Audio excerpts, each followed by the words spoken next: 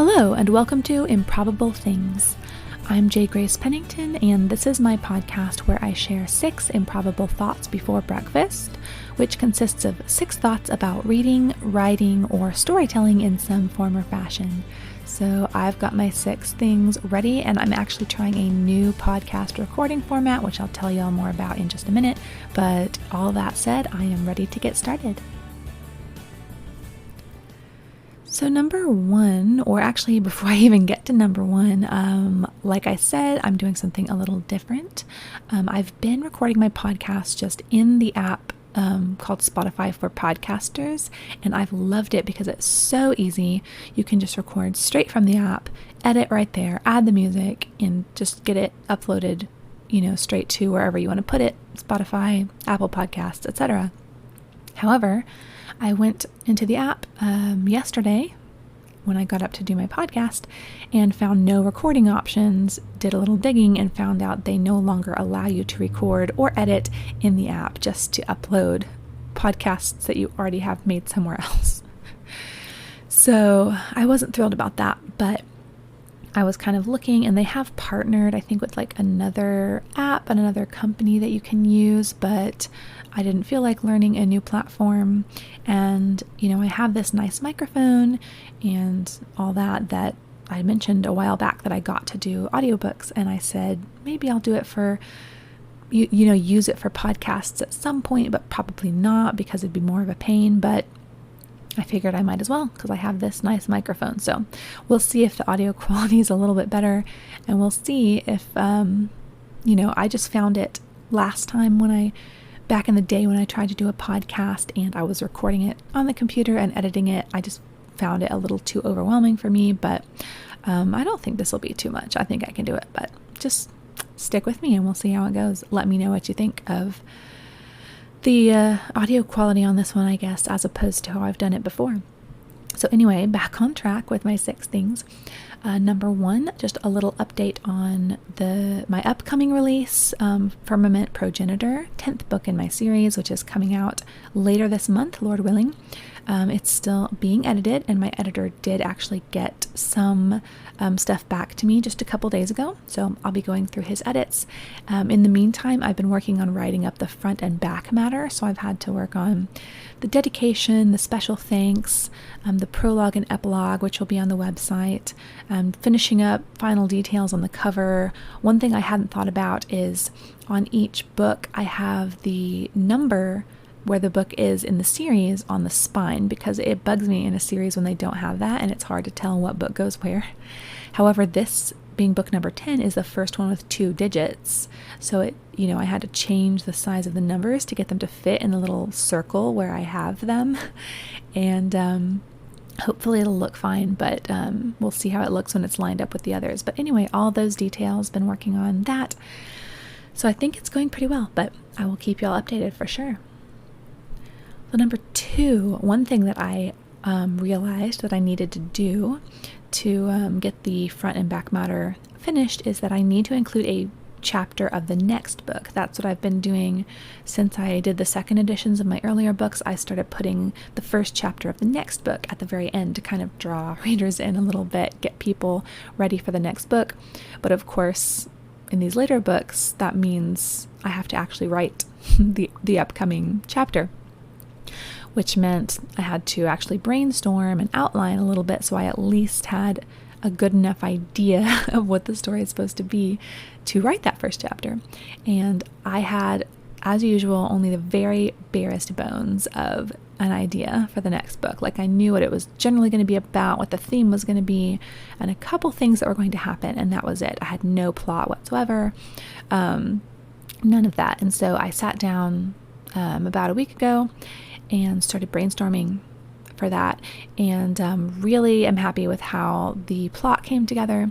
And I wrote some of a first chapter. I'm not sure if it's quite finished yet, but it should be almost done. And just as a little sneak peek, I don't know if I have revealed this yet, but the title of the next book is Time Stream. So think about that, think about what it might entail, and I'm sure I'll be revealing more in the weeks to come. So number 3, my other project that I've been working on lately is a new Kindle Vella story. And Vella unveiled something a couple months ago called the Vellies, which is a contest for new Vellas, and there are like, prizes and special badges you can win and stuff like that. So there are certain specifications, which it had to be, like I said, a new story, and it had to be, started between, I believe it was July 20th and August 20th or something along those lines.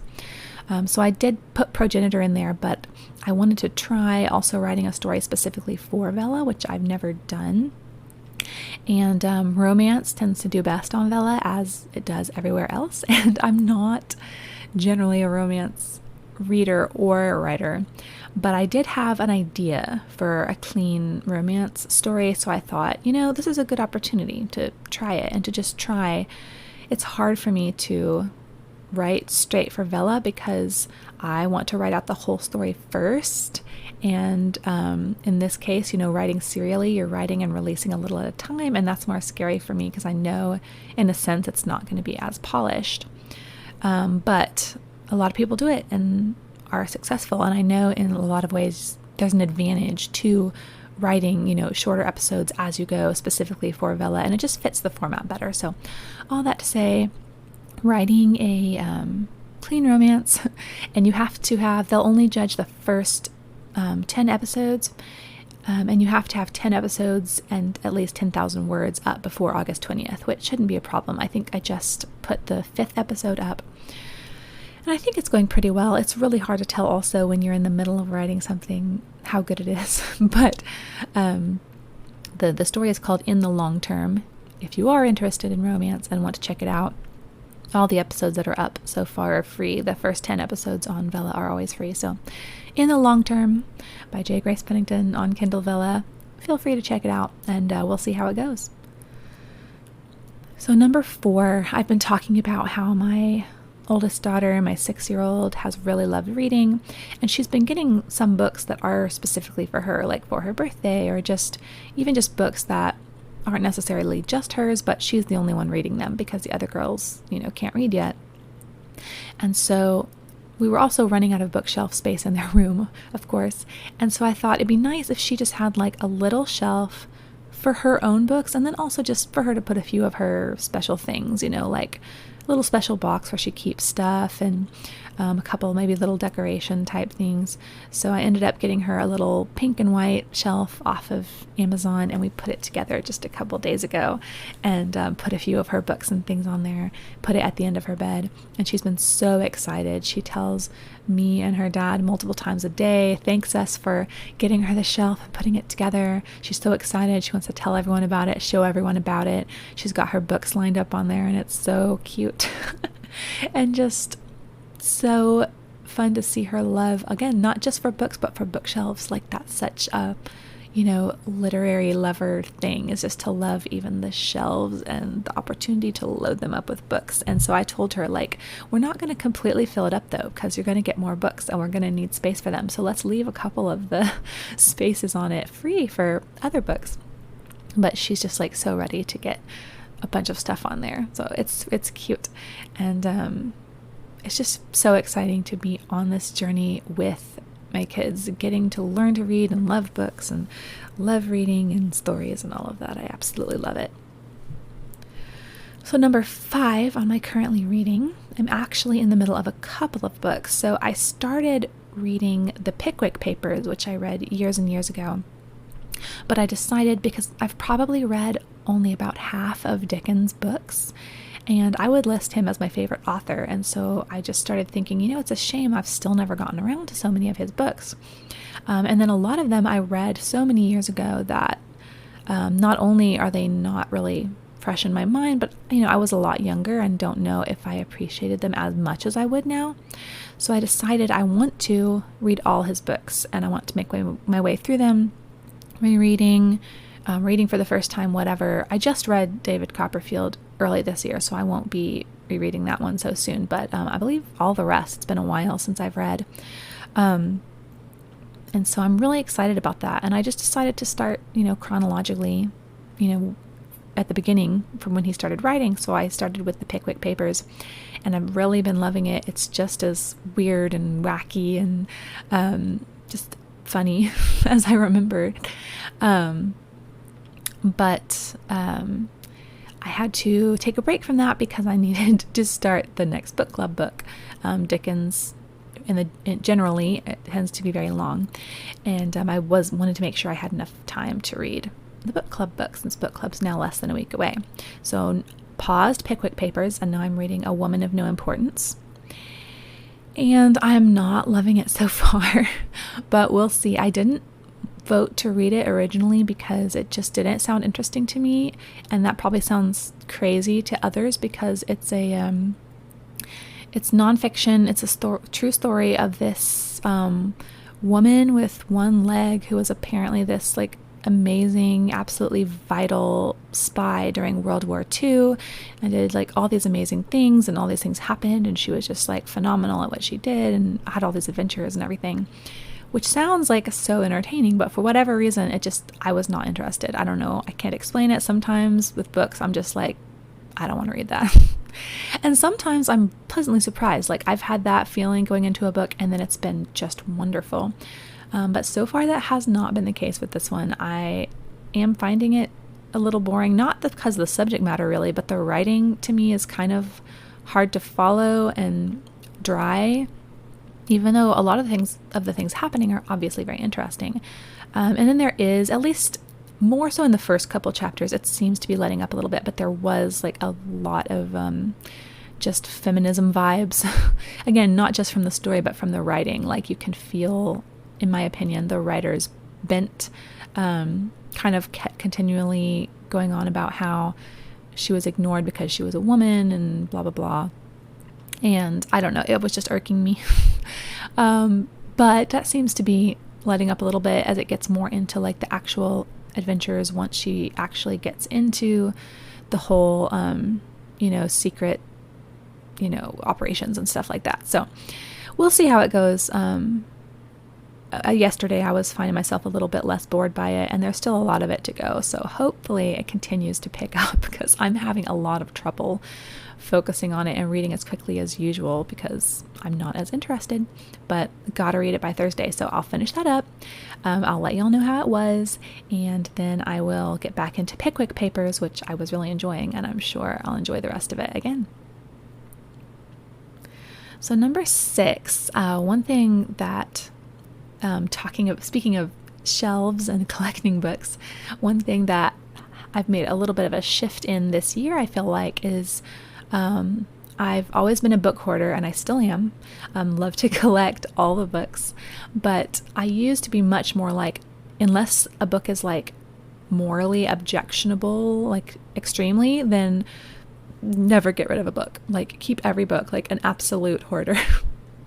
And I just couldn't bring myself, and again, unless it was like absolutely horrible, or sometimes, if it was like a duplicate, sometimes not even then, I would just hang on to books. But especially with having to consider shelf space and having piles of books around, and I'm trying to learn to let go of things. I've been getting rid of other things too, clothes, games we never play, stuff like that. I started just thinking like, I don't need to keep every single book. Like there's some books that I read and didn't like, and I'm never going to read again. And I'm like, why do I have this? There's no reason for this. And I found a local bookstore pretty nearby where you can take your books, and they don't, instead of giving you like money for them, because I've tried selling at half price books, and it's like you'll take in a giant bag full of like books in great condition, and they're like, here's 25 cents. Like it's awful. But at this local bookstore, you can take your books in, and they'll give you credit that can go towards buying books there, and it's really a good amount. Like they're very very fair with it. And so I've started taking books in there, and that also makes me more okay with letting go of them, because I know I can get something I'd rather have in exchange, for the most part. So I've started kind of like just periodically going over our bookshelves and being like, I'm never going to read this again. My husband's never going to read it. My kids don't need to read it. Like, why do we have this book? And just dropping it in a bag. And I just do that every so often. Or I'll finish a book and be like, yeah, it's not worth it, and dropping it in the bag. And once the bag's full, I'll take it, down to the bookstore for my credit. So it's been really good to do that. Like, it hasn't been as painful as I thought. And again, partly because I can get something for it, but also just like, you know what, like, there's some Ted Dekker books, like, my husband bought, never read. He doesn't read. I read them. They weren't great. Like, why do we need this? We don't need it. Or like, self-help, nonfiction type, Christian living books that were just like, like, I didn't really get anything out of that. I didn't think it was that good. Like, why do we need this? We don't need this. I'd rather make space for something really good that we're going to read over and over, or that I really want my daughters to read, or, something more value. Like, not all books are equally valuable, obviously. And so that's been good to just in general, like, having that same mindset towards some other things in the house. Like I said, like, getting things out that we don't need to make room for things that we really want and will really use, and also just to free up space and not be burdened by things that we just don't need. Like, I don't want to be like that. I don't want to be a literal hoarder. So it's been good, and I recommend that approach. And so yeah, I'm just gonna keep on doing that. Try to be selective in my hoarding. So thank you all so much for listening and for bearing with me as I try to figure out this new recording process. We'll see how simple it is to get it uploaded. I haven't gone through that part yet, obviously, so we'll find out. But thank you all so much again for listening. Please let me know if you have any interest in romance, end up reading my Vella in the long term. Please let me know what you think. Leave me some comments. If you've read A Woman of No Importance or the Pickwick Papers, let me know your thoughts. Let me know if Woman of No Importance gets better. And then if what your philosophy is on keeping books, getting rid of books, what you keep, what's worth hanging on to. I'd love to hear other book lovers' perspective on that whole topic. So again, thank you all so much for listening. I hope that everyone has a great day and a great weekend ahead, and stay improbable. Bye!